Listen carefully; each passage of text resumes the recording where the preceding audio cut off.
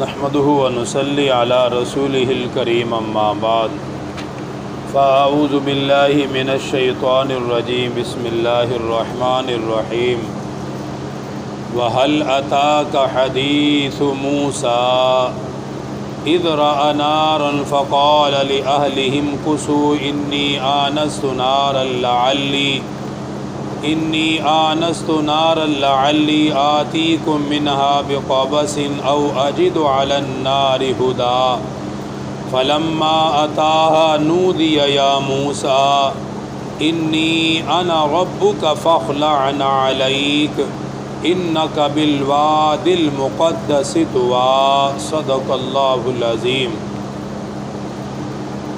ان آیات مبارکہ میں اور اس کے بعد کی اگلی آیات میں اللہ سبحانہ و تعالیٰ نے حضرت موسیٰ علیہ السلام کا ذکر کیا ہے، اور جس تفصیل کے ساتھ سورہ طٰہٰ میں اللہ تعالیٰ نے حضرت موسیٰ علیہ السلام کا ذکر کیا ہے، اس قدر تفصیل کے ساتھ کسی اور صورت میں ان کا ذکر نہیں ہوا۔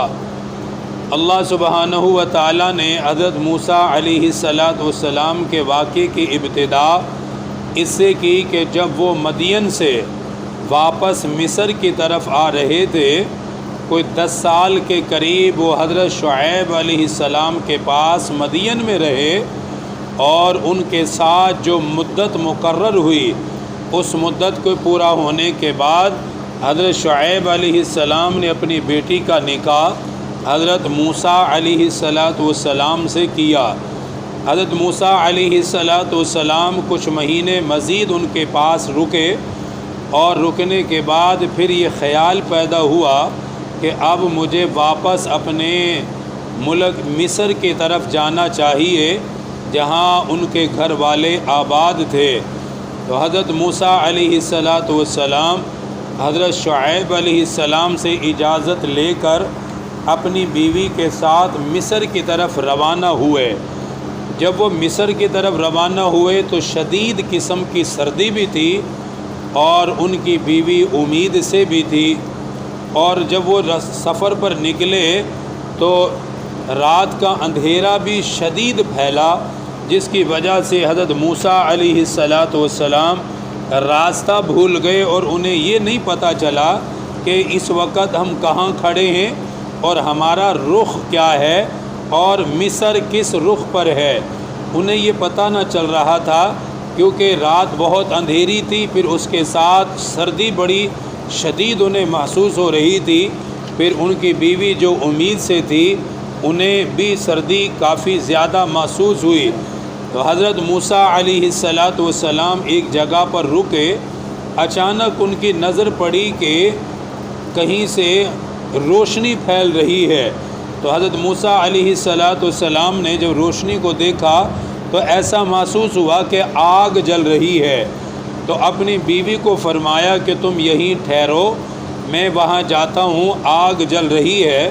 تو آگ کا جلنا اس بات کی علامت ہے کہ وہاں کوئی بندہ بھی بیٹھا ہوا ہوگا، تو اس سے راستہ بھی معلوم کریں گے کہ مصر کا راستہ کہاں ہے، کس طرف ہے، اور میں وہاں سے آگ کا انگارہ بھی لے کر آؤں گا کہ میں تمہارے لیے آگ جلا دوں گا، کیونکہ انہیں سردی شدید محسوس ہو رہی تھی۔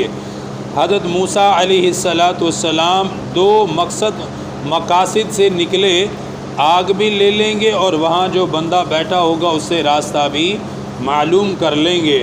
حضرت موسیٰ علیہ السلام جب وہاں آئے تو انہوں نے عجیب معاملہ دیکھا کہ ایک درخت ہے، اور اس درخت کے اندر سے وہ روشنی پیدا ہو رہی ہے، اور گویا وہ ایسا لگ رہا تھا کہ اس کے اندر آگ لگی ہوئی ہے، اور جیسے جیسے اس درخت پر آگ پھیل رہی ہے وہ درخت جلنے کے بجائے اتنا ہی زیادہ سرسبز ہو رہا ہے۔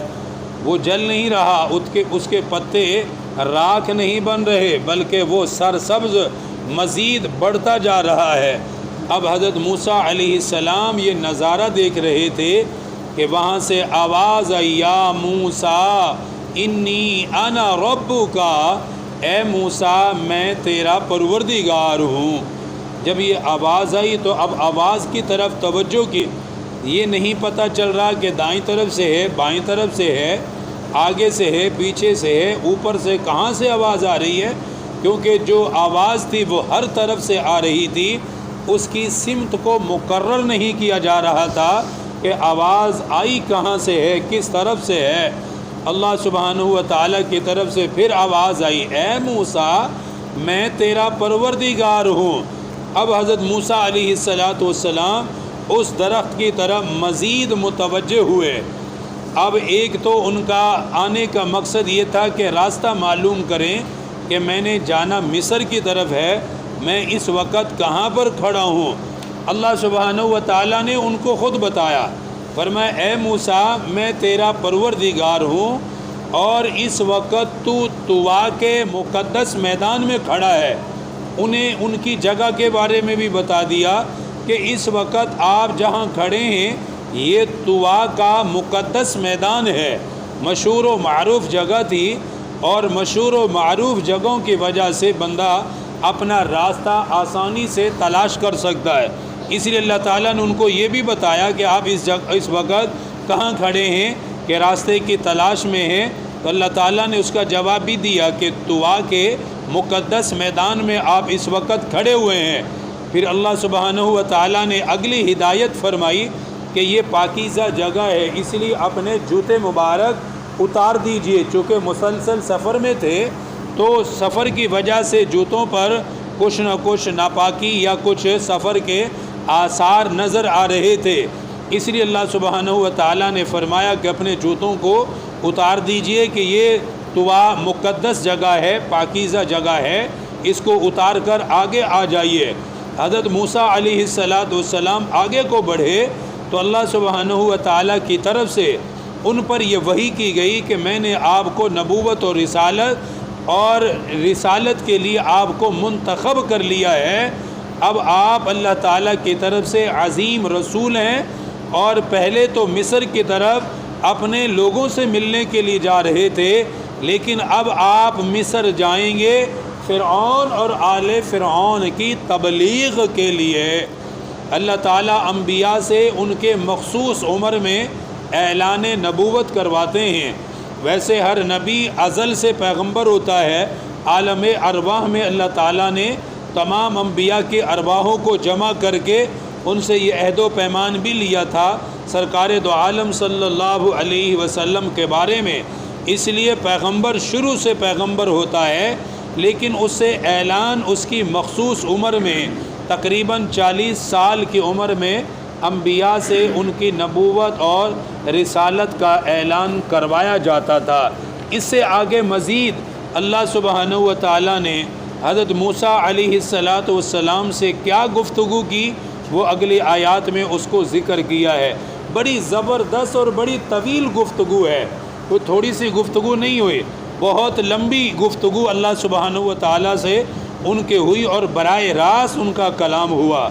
اللہ تعالیٰ نے فرمایا وَهَلْ أَتَاكَ حَدِيثُ مُوسَىٰ، پہنچا ہے آپ کو موسیٰ علیہ السلام کے بارے میں واقعہ، یعنی اللہ تعالیٰ یہ توجہ دلا رہے ہیں کہ آپ کو حضرت موسیٰ علیہ السلام کا واقعہ سنایا جائے گا۔ وہ کیا ہے؟ اِذْ رَأَىٰ نَارًا، جب انہوں نے آگ کو دیکھا، فَقَالَ لِأَهْلِهِمْ كُثُوا، تو اپنے گھر والوں کو کہا، بیوی کو کہا کہ تم یہاں ٹھہرو، انی آنست نارا لعلی آتیکم منہا بقبس، میں نے دیکھی ہے آگ تو میں وہاں سے آگ کا ایک شعلہ آپ کے لیے لے کر آتا ہوں، اور او اجد علی النار ہدا، اور وہاں جا کر راستہ بھی معلوم کر لوں گا، راستے کے بارے میں بتانے والا بھی کوئی مل جائے گا۔ فلما اتاہا نودی یا موسیٰ، جب وہ پہنچے آگ کے پاس آواز آئی اے موسیٰ، انی انا ربک، کہ میں تیرا پروردگار ہوں، فاخلعنا علیک، اپنے جوتے اتار دیجئے، انک بالوادی المقدس طوا، کیونکہ آپ طوا کے پاکیزہ میدان میں اس وقت کھڑے ہوئے ہیں تو جوتے اتارنے کا حکم ملا۔ آگے فرمایا وَأَنَا اخْتَرْتُكَ، میں نے آپ کو پسند کر لیا ہے نبوت و رسالت کے لیے۔